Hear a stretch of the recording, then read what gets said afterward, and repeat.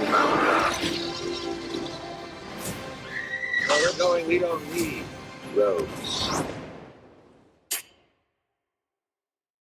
Horror is my favorite genre, and this is my favorite horror film of the year. So seriously, you guys, thank you, sir. I appreciate you. I appreciate you. Thanks so much. That's I always awesome. tell people whenever I don't like a movie, I just awkwardly go like, "So, Yeah. you guys made a movie." So seriously, congratulations. I loved it. One commonality that all great horror films have is a great opening scene. When you think of Scream or Nightmare on Elm Street, or even The Shining, those big, beautiful, wide shots of driving through the vistas. You think of the great opening.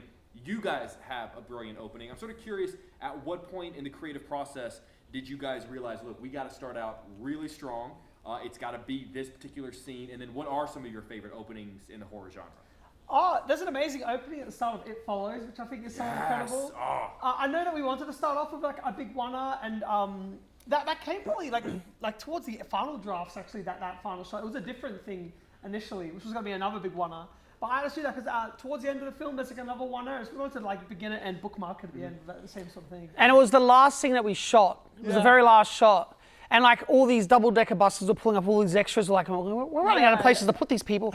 But we wanted every corner to kind of reveal something new. Yeah, and I have an opening that pulled the audience into the film and pulled you into the world. So yeah, it was great. It was so much fun. And my favorite opening is Pan's Labyrinth.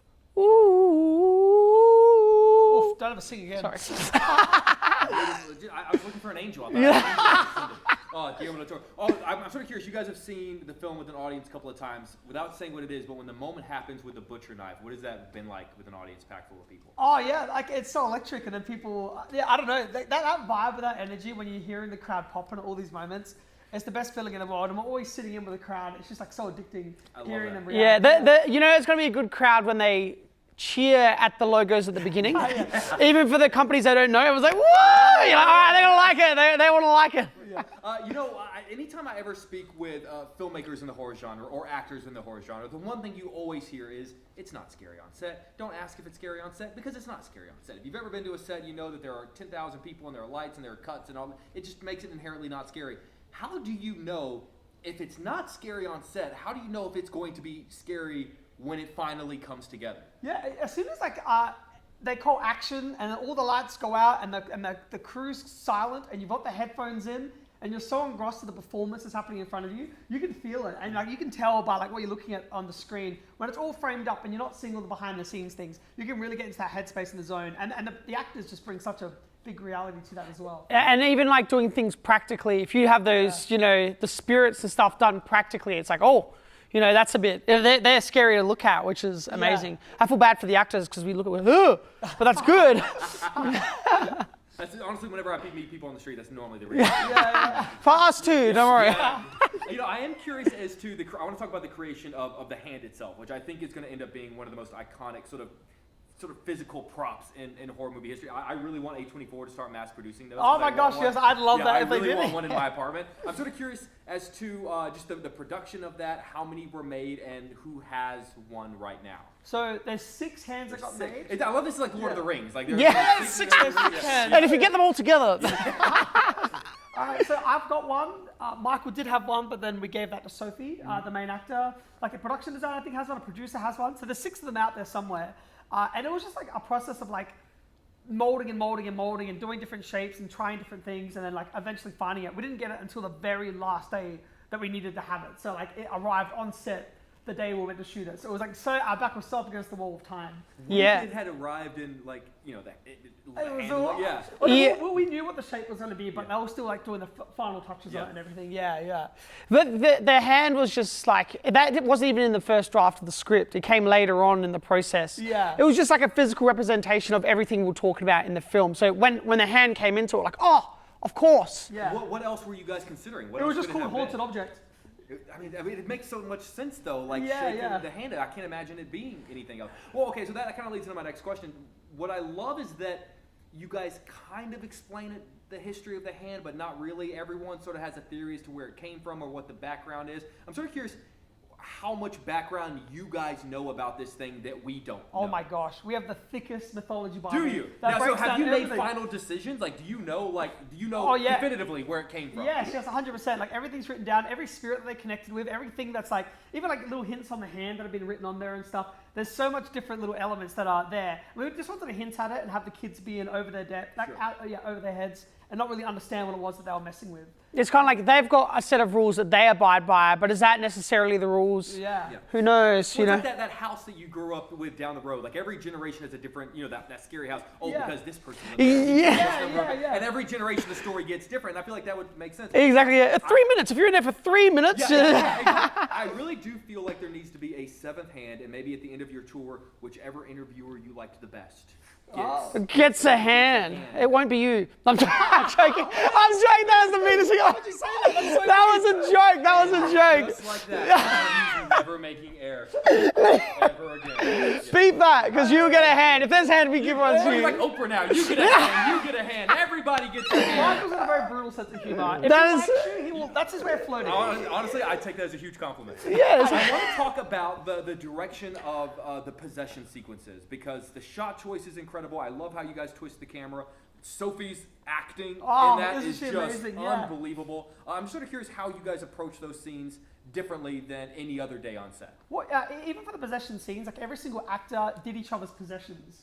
And like, so no one was embarrassed about what they were doing. And there were like little elements that you could take from every single interpretation and then like help build those performances. And then, So Sophie was the first one to get possessed, and she Yeah. really set the bar. It was like she really like came in strong. So everyone's like, oh, that we got to be matching that now. So she and the camera like being anchored to each spirit, and like so the camera's like sort of like a astral projection. actual projecting and like just being attached to what's inside the thing. Yeah. That's absolutely unbelievable. And I just really quickly want to give a shout out to your makeup department. Oh yes. Which, Thank you, Beck Barado and MegFX. Like, Beck Barado helped us with all of our YouTube stuff back in the day for free, and we never could pay her, we couldn't afford it, and then to have her as a head of department as well on the film, she was so, like even so many crew members from our group to our, so many different little crew members that we'd worked with before and wanted to bring with us. It was such a beautiful thing on set. Like, we love our crew so much. I feel like that first moment where we see, one of the spirits, I feel like sometimes when you watch a horror film, particularly from up-and-coming filmmakers, you sort of go in going, okay, I'm ready to give them a pass on a couple of things because it's early in their career and they probably don't have the resources.